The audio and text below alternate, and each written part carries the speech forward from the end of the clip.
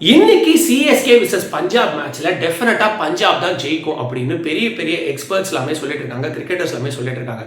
ஆனா நான் சொல்றேன் இன்னைக்கு சிஎஸ்கே ஜெயிக்கும். பட் சில விஷயங்களை பண்ணணும். சிஎஸ்கேவோட பெரிய பிரச்சனை will go with same playing level அப்படிம்பாங்க. அப்படி சொல்லாம பிளேயிங் லெவலில் சேஞ்ச் பண்ணணும். ஸோ அந்த ஸ்ட்ராட்டஜி என்னன்னு சொல்றேன் பாருங்க. சிஎஸ்கே டாஸ் வின் பண்ணா டெஃபினட்டா பேட்டிங் தான் எடுக்கணும். ஏன்னா இது முன்னாடி இருக்கிற சேப்பா பிச் மாதிரி கிடையாது. போலிங்க்கு சப்போர்ட் பண்ண இது பக்கா பேட்டிங் ட்ராக்.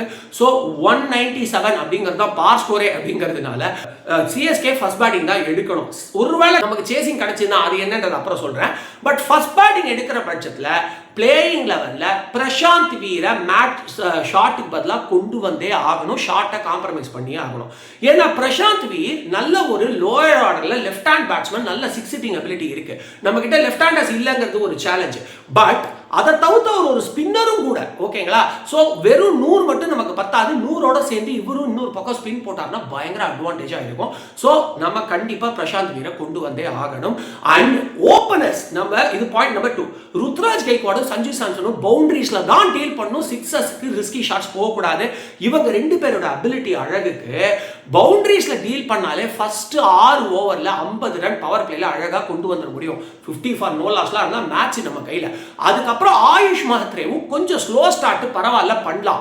பவுன்சர் பால கண்ட முன்னு ஹூக் அடிக்காம பின்னாடிலாம் தட்டி விளையாடி நல்ல ஸ்கோர் கொண்டு வந்துட்டாங்கன்னு வச்சுக்காங்க. அப்ப நமக்கு அட்வான்டேஜ். அப்புறம் நம்ம கார்த்திக் சர்மா, தூபே, பிரசாந்த் வீரே போதும், நமக்கு வேற ரிஸ்க் தேவையில்லை.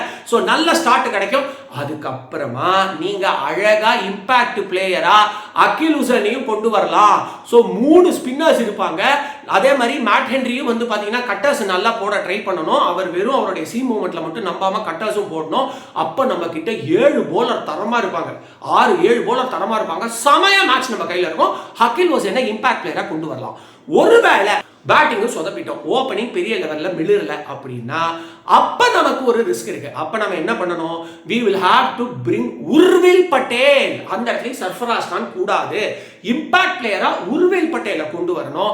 உர்வில் பட்டேல் ஒரு செகண்ட் டவுனோ இல்லைன்னா மேபி கார்த்திக் சர்மாக்கு அப்புறமாவோ கொண்டு வந்தானா அவர் நல்லா ஹிட் பண்ணுவாரு. ஒரு பெரிய ஸ்கோர் கொண்டு வருவோம்.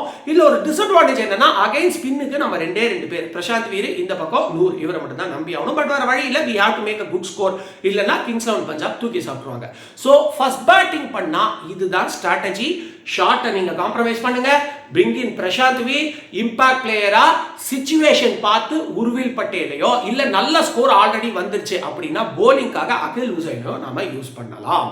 ஒருவேளை நாம செகண்ட் பேட்டிங் நம்ம சேசிங் பண்ணிட்டா அதுக்கும் ஸ்ட்ராட்டஜி இருக்கு. என்னன்னா அப்ப கண்ணை மூடிட்டு மேத்யூ ஷாட்டுக்கு பதிலாக நீங்க அகில் ஹுசைனை உள்ள கொண்டு வாங்க.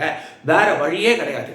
ஏன்னா பவர் பிளேல சூப்பரா போலிங் போடுவாரு, குரூஷியல் விக்கெட்ஸ் எடுப்பார். ஆஃப்கோர்ஸ் அகில் ஹுசைன் ஒரு 50 கூட அடிச்சிருக்காரு. சிஎஸ்கேக்காக மும்பை இந்தியன்ஸ்க்கு எதிராக அடிச்சாரு. அது வெஸ்ட் இண்டீஸா யூஎஸ்ஏவா நம்ம பார்க்கணும். பட் அந்த பேட்டிங்கை நம்ம முழுசா நம்ப முடியாது. பட் போலிங்காக அகில் ஹுசைன் கொண்டு வந்தா பவர் பிளேல டெஃபினட்டா ஒரு விக்கெட் எடுப்பாரு. பிரியன் ஷாரி எல்லாம் ஃபார்ம்ல இல்ல. அவங்க டீம்லயுமே போன மேட்ச்ல நீங்க பாத்தீங்கன்னா இந்த பக்கம் காணலி நல்லா ஆடினாலும் அந்த பக்கம் கொஞ்சம் அங்கங்க விக்கெட் விழுந்தது. அதை நம்ம பயன்படுத்திக்கலாம். ஸோ அகில் ஹுசைனை நாம கொண்டு பவர் பிளேல போட விட்டா நமக்கு பெரிய அட்வான்டேஜ். அப்புறமா பேட்டிங் வரும்போது இம்பாக்ட் பிளேயரா அந்த இடத்துல மறுபடியும் நம்ம உர்வில் பட்டேலை கொண்டு வரணும். ஸோ பிரசாந்த் வீரை நம்ம காம்ப்ரமைஸ் பண்றோம். பட் நமக்கு வேற வழி கிடையாது. ஸோ அந்த இடத்துல இம்பாக்ட் பிளேயரா நாம உர்வில் பட்டேலை யூஸ் பண்ணோம் அப்படின்னா பெரிய டார்கெட்ஸையும் நம்ம அடிக்கலாம். அண்ட் அகைன் இதுவுமே ஓப்பனிங் பேட்ஸ்மேன்ஸ் அண்ட் ஆயுஷ் மஹத்ரே எவ்வளவு நல்லா விளையாடுறாங்க அப்படிங்கறத பொறுத்து தான் இருக்கு. ஸோ இன் ஷார்ட் என்னுடைய பார்வையில் we don't have much scope for Sarfaraz Khan and we don't have much scope for Matt Shot also. ஆனா டீம் இவங்க 2 பேர் தான் வச்சிட்டு இருப்பாங்க. இதான் நிதர்சனமான உண்மை. ஸோ இந்த சேஞ்சஸை நாம பண்ணோம்னா, அதாவது உர்வில் பட்டேல், பிரசாந்த் வீர், அதுக்கப்புறம் அகில் ஹுசைன், இவங்களை நாம ப்ராப்பரா யூஸ் பண்ணோம்னா இவங்களை நாம எஃபெக்டிவா யூஸ் பண்ணி நம்ம ஃபர்ஸ்ட் பேட்டிங்கா செகண்ட் பேட்டிங்கா இல்ல சிச்சுவேஷன்ஸ் எப்படி போயிட்டு இருக்கு அதுக்கேற்ற மாதிரி இம்பாக்ட் பிளேயர் ஒருத்தர் சூஸ் பண்றது இப்படி பண்ணோம்னா இந்த மேட்ச் சிஎஸ்கே ஜெயிக்கிறதுக்கான நிறைய வாய்ப்புகள் இருக்கு.